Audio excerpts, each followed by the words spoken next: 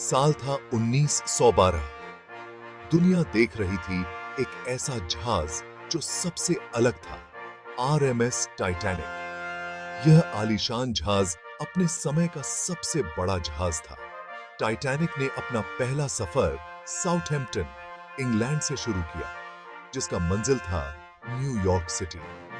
इसमें हर तरह के लोग सवार थे, अमीर उद्योगपति से लेकर उम्मीदों से भरे हुए नए लोग। उन्हें क्या पता था, उनका यह सफर एक बहुत बड़े हादसे में खत्म होगा, जो टाइटैनिक का नाम हमेशा के लिए समुद्री इतिहास में दर्ज कर देगा। टाइटैनिक की सुरक्षा पर पूरा भरोसा था। इसके डबल बॉटम और पानी के अंदर के कंपार्टमेंट्स की वजह से इसे डूबने वाला नहीं माना जाता था। टाइटैनिक अपनी पूरी गति से लगभग अपनी अधिकतम गति के करीब चल रहा था। जहाज कंपनियां अक्सर अपने जहाजों को तेज ट्रांसअटलांटिक क्रॉसिंग हासिल करने के लिए जोर देती थी। टाइटैनिक का मालिक व्हाइट स्टार लाइन गति और कुशलता के लिए अपनी पहचान बनाना चाहता था। हालांकि गति के इस प्रयास की एक कीमत चुकानी पड़ी। उस इलाके में बर्फ होने की कई वायरलेस चेतावनियां मिलने के बावजूद टाइटैनिक के कप्तान एडवर्ड स्मिथ ने तेज गति बरकरार रखी। एक तेज और प्रभावशाली पहला सफर देने के दबाव ने तेज गति बनाए रखने के फैसले को प्रभावित किया होगा। हालांकि इस महत्वाकांक्षा ने कमांड संभालने वालों को उत्तरी अटलांटिक के बर्फीले पानी के नीचे छिपे असली खतरों से अंधा कर दिया। टाइटैनिक के वायरलेस ऑपरेटरों को आसपास के अन्य जहाजों से आइसबर्ग होने के कई संदेश मिले।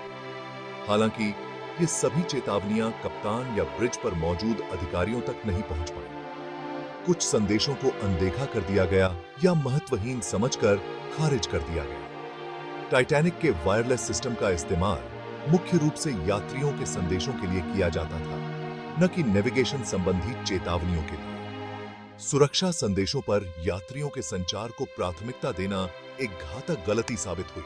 बर्फ की चेतावनियों को प्रसारित करने के लिए एक मानकीकृत प्रणाली की कमी ने इस त्रासदी में योगदान दिया। उस समय ऐसे संदेशों को संभालने के लिए कोई औपचारिक प्रोटोकॉल नहीं था। संचार की बड़ी संख्या से परेशान टाइटैनिक के ऑपरेटर बर्फ की चेतावनियों की गंभीरता को पहचानने में विफल रहे। टाइटैनिक को इसके पतवार में 16 वाटरटाइट कंपार्टमेंट्स के साथ डिजाइन किया गया था। इन कंपार्टमेंट्स का उद्देश्य पतवार में सेंध लगने की स्थिति में पानी भरने को रोकना था। हालांकि आइसबर्ग ने टाइटैनिक के स्टारबोर्ड साइड पर एक लंबा गैश कर दिया, जिससे 6 कंपार्टमेंट्स में पानी भर गया। नुकसान वाटरटाइट कंपार्टमेंट्स की क्षमता से ज्यादा था, जिसने न डूबने वाले जहाज को डुबो दिया। वाटरटाइट बल्कहेड हालांकि उस समय तकनीकी रूप से उन्नत थे, लेकिन पानी को रोकने के लिए पर्याप्त ऊंचे नहीं थे। इस कैस्केडिंग प्रभाव ने अंततः टाइटैनिक को डूबने से रोकने में वाटरटाइट कंपार्टमेंट्स को अप्रभावी बना दिया। क्रो नेस्ट में ऊपर 2 लुकआउट्स खतरों पर नजर रख रहे थे। खुले समुद्र के विस्तार में उनकी भूमिका महत्वपूर्ण थी। उस भयानक रात में लुकआउट्स ने आइसबर्ग को देखा, लेकिन तब तक बहुत देर हो चुकी थी। उन्होंने चेतावनी घंटी बजाई और ब्रिज पर टेलीफोन किया, लेकिन जहाज के पास प्रतिक्रिया देने के लिए बहुत कम समय था। त्रासदी को और बढ़ाते हुए लुकआउट्स के पास दूरबीन नहीं थी। दूरबीन जहाज पर एक लॉकर में रखी हुई थी, लेकिन चाबी गायब थी।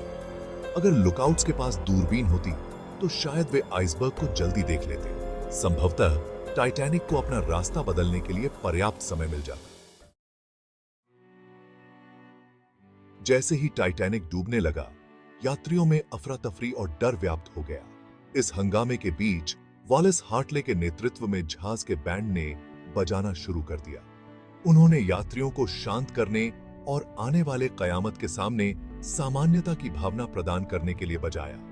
साहस और कर्ण के बैंड के निस्वार्थ कार्य को महान बना दिया गया है।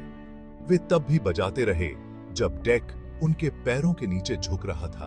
उनका संगीत उनके चारों ओर हो रही त्रासदी का एक भूतिया साउंड ट्रैक था। बैंड ने आखिर में कौन सा गाना बजाया, यह बहस का विषय बना हुआ है। अंतिम धुन चाहे जो भी हो, बैंड का संगीत अकल्पनीय आतंक के सामने आशा और लचीलापन का प्रतीक था। टाइटैनिक के यात्रियों में मार्गरेट मॉली ब्राउन भी थीं, जो एक सोशलाइट और परोपकारी थीं। जब आपदा आई तो मॉली ब्राउन ने असाधारण साहस और नेतृत्व का परिचय दिया। उन्होंने लाइफ बोट्स को भरने में मदद की, महिलाओं और बच्चों से उसमें चढ़ने का आग्रह किया, यहां तक कि उन्होंने खुद एक चांदी भी ली और डूबते जहाज से दूर जाने में मदद की। उनकी बहादुरी ने उन्हें the Tessy unsinkable Molly brown उपाधि दी, एक ऐसा शीर्षक जो उनकी अदम्य भावना को दर्शाता है। मॉली ब्राउन की हरकतें सिर्फ अपने अस्तित्व को सुरक्षित करने से कहीं आगे थीं। उन्होंने अराजकता के बीच व्यवस्था और शांति की जरूरत को पहचाना। जैसे जैसे टाइटैनिक पानी में नीचे डूबता गया, डेक का झुकाव तेजी से बढ़ता गया। यात्रियों में दहशत और बेचैनी बढ़ती गई। लाइफ बोट्स को नीचे उतारा गया, लेकिन उनमें से सभी पूरी तरह से भरे नहीं थे। कई यात्री यह मानने से इनकार करते हुए कि न डूबने वाला जहाज वास्तव में डूब सकता है, जहाज पर ही रहने का विकल्प चुना। त्रासदी के बीच निस्वार्थता और वीरता के कार्य सामने आए। पतियों ने अपनी पत्नियों और बच्चों को लाइफ बोट में चढ़ने में मदद की, यह जानते हुए कि वे उन्हें फिर कभी नहीं देख पाएंगे। चालक दल के सदस्यों ने जितनी संभव हो सकती थी उतनी लाइफ बोट लॉन्च करने के लिए अथक परिश्रम किया। जहाज की बिजली जाने लगी तो टाइटैनिक की बत्तियां टिमटिमाने और मंद होने लगी। एसएस कैलिफोर्नियन, एक ब्रिटिश स्टीमशिप, डूबने की रात टाइटैनिक के पास था। कैलिफोर्नियन बर्फ के मैदान के कारण रात के लिए रुक गया था। इसके चालक दल ने टाइटैनिक के संकट रॉकेट देखे, लेकिन तुरंत प्रतिक्रिया नहीं दी। कैलिफोर्नियन का वायरलेस ऑपरेटर ड्यूटी से उतर गया था और कप्तान ने रॉकेट की तुरंत जांच के आदेश नहीं दिए। जब तक कैलिफोर्नियन ने प्रतिक्रिया दी, तब तक बहुत देर हो चुकी थी। टाइटैनिक पहले ही डूब चुका था। आलोचकों का तर्क है कि अगर इसके चालक दल ने संकट के संकेतों पर ज्यादा जल्दी प्रतिक्रिया दी होती तो जहाज जान बचाने के लिए समय पर टाइटैनिक तक पहुंच सकता था। टाइटैनिक बहुमूल्य चीजों के खजाने के साथ डूब गया। यात्रियों के सामान में गहने, कलाकृतियां और अन्य कीमती चीजें थीं।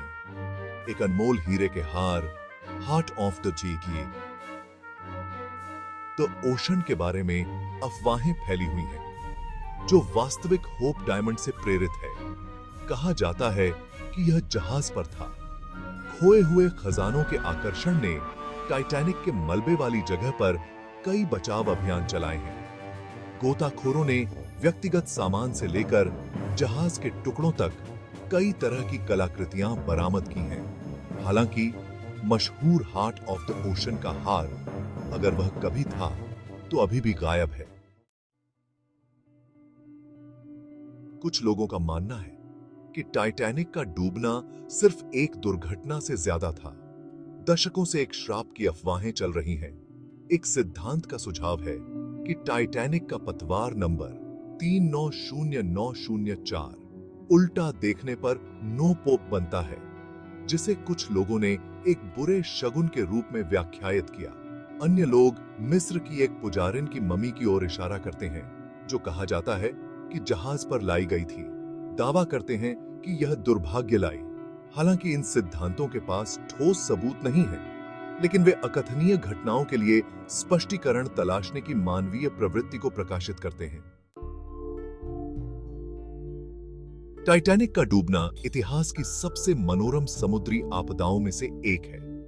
एक सदी से ज्यादा समय बाद भी यह किताबों, फिल्मों और वृत्तचित्रों को प्रेरित करता रहता है। न डूबने वाले जहाज और उसके दुखद अंत की कहानी मानवीय अहंकार के खतरों और प्रकृति की अक्षम्य शक्ति के बारे में एक सावधान करने वाली कहानी के रूप में काम करती है। टाइटैनिक की विरासत त्रासदी और स्थायी आकर्षण दोनों में से एक है। टाइटैनिक की कहानी दुनिया भर के लोगों को रुलाती रहती है।